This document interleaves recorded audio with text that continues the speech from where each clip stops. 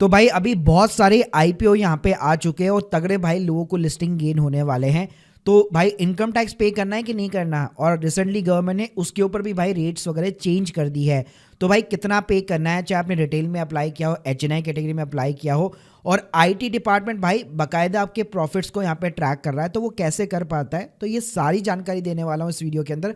तो प्लीज पूरा वीडियो यहाँ पे जरूर देखिएगा। यार स्टार्ट करने से पहले बताना चाहूंगा, अगर आप प्रैक्टिकली जो है टैक्स प्लानिंग सीखना चाहते हो, अपने स्टॉक मार्केट के कैपिटल गेन पे अगर आप टैक्स सेव करना चाहते हो और सीखना चाहते हो कि गवर्नमेंट को टैक्स कैसे पे होता है, कैसे आईटीआर फाइल होती है, तो अभी हमारे कोर्सेज के ऊपर ईयर एंड डिस्काउंट चल रहा है, link in the description box. तो भाई चलो पहले तो सीधा आपको बताता हूँ कि आईटी डिपार्टमेंट जो है आपके आईपीओ के प्रॉफिट्स को कैसे ट्रैक करता है। तो एक बार ना इनकम टैक्स की साइट के ऊपर जाकर अपना अकाउंट क्रिएट कर लेना। भले आपको आईटीआर फाइल नहीं करनी, कोई दिक्कत नहीं है, लेकिन खाली एक बार अकाउंट क्रिएट कर लो। अकाउंट क्रिएट करने के बाद में भाई यहाँ पे टॉप पे एक एआईएस का बटन मिलेगा, इसके ऊपर क्लिक कर लेना। जब यहाँ पे आप जाके देखोगे ना, तो कोई भी अपना फाइनेंशियल ईयर सेलेक्ट कर लो और यहाँ पे आपको देखने को मिल जाएगा सेल ऑफ सिक्योरिटीज। जी हाँ, तो यहाँ पे आपके जो डिपॉजिटर्स होते हैं, जैसे सीडीएसएल होता है, एनएसडीएल होते हैं, वो बकायदा भाई प्रॉपर यहाँ पे रिपोर्टिंग करते हैं, चाहे आपने 10 रुपए का शेयर बेचा या फिर 100 रुपए का। तो यहाँ पे आप देख सकते हो, यहाँ पे आपको शेयर का नाम हो गया, आपने कितनी क्वांटिटी खरीदी थी, किस प्राइस के ऊपर बेचा था, किस प्राइस के ऊपर खरीदा था, शॉर्ट टर्म है, लॉन्ग टर्म है,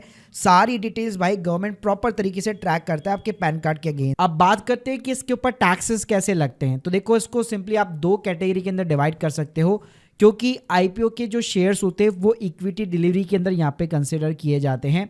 अब यहाँ पे पीरियड के ऊपर डिपेंड करता है। एक होता है आपका शॉर्ट टर्म कैपिटल गेन। अगर मान लो आपने आईपीओ के अंदर पार्टिसिपेट किया, ठीक है, आपको शेयर का अलॉटमेंट भी हो गया बाय चांस, उसके बाद में जैसे ही लिस्टिंग होती है यहाँ पे कंपनी की, आप सीधा अपना प्रॉफिट बुक कर लेते हैं। तो यहाँ पे अगर आपका होल्डिंग पीरियड जो है लेस देन 1 ईयर होता है, तो ये शॉर्ट टर्म कैपिटल गेन के अंदर काउंट होता है। पहले इसके अंदर जो टैक्स रेट हुआ करती थी 15% का टैक्स रेट था 23 जुलाई 2024 तक। उसके बाद में गवर्नमेंट ने क्या किया, बजट लेकर के आया और उसके अंदर टैक्स रेट इंक्रीज कर दिया 20%। यानी इस साल जो आपको कैलकुलेशन यहाँ पे दो टाइप से करनी पड़ेगी कि 23 जुलाई के पहले जितने भी आईपीओस में आपने short term capital gain profit book कर रखा था, उस पर सीधा 15% का टैक्स रेट है, और उसके बाद वाले पीरियड के अंदर जितना भी आप प्रॉफिट बुक करोगे अपने आईपीओ के ऊपर, उस पर सीधा 20% का टैक्स रेट लगेगा। अब देखिए, हर कोई इन्वेस्टर यहाँ पे जो है लिस्टिंग वाले दिन या 1 साल से पहले यहाँ पे अपना प्रॉफिट बुक नहीं करता है। तो उस केस में अगर आप आईपीओ के शेयर्स को होल्ड करते हैं लॉन्ग टर्म विजन के साथ में, लॉन्ग टर्म पीरियड के लिए, तो अगर 1 साल से ज़्यादा अगर आप होल्ड करते हैं, तो ये लॉन्ग टर्म कैपिटल गेन के अंदर काउंट होता है।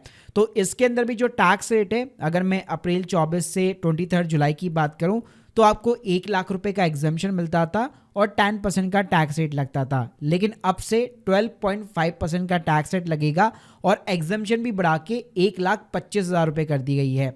यानी अगर मैं मोटा मोटा बात करूं, तो आप मान लो इस साल वाले कोई भी आईपीओ के शेयर को 1 साल से ज़्यादा होल्ड करते हो और नेक्स्ट ईयर 2025 के अंदर अगर आप बेचने का प्लान करते हो या प्रॉफिट बुक करते हो, तो आप 1,25,000 रुपये की टोटल यहाँ पे आप एग्जाम्पशन क्लेम कर सकते हो, जिसमें आपका ये आईपीओ का शेयर्स भी आ गया, म्यूचुअल फंड का भी प्रॉफिट आ गया, लॉन्ग टर्म, सब कुछ मिला के 1,25,000 की एग्जाम्पशन मिलती है। और उसके ऊपर जितना भी आपको प्रॉफिट हुआ है, उसके ऊपर सीधा 12.5% आपको टैक्स रेट देना पड़ेगा। अब इसके साथ में यहाँ पे एक और अपडेट ये है कि यहाँ पे 87A के अंदर एक टैक्स रिबेट मिला करती थी। गवर्नमेंट क्या करती थी, न्यू टैक्स रिजीम के अंदर 7 लाख रुपए तक की इनकम पे कोई भी टैक्स नहीं लगता था, क्योंकि बेसिक एग्जम्पशन लिमिट जो है 3 लाख रुपए हुआ करती है। 3 लाख के ऊपर यहाँ पे टैक्स जरूर लगता है, लेकिन गवर्नमेंट क्या करती है कि 7 लाख तक, मान लो अगर 20,000 रुपये का टैक्स है, तो 20,000 रुपये की आपको सब्सिडी प्रोवाइड कर देती थी। यानी कि आपको अपनी जेब से कोई भी टैक्स पे नहीं करना पड़ता था। लेकिन 5 जुलाई से अगेन गवर्नमेंट ने यहाँ पे चेंजेस लेकर के आए।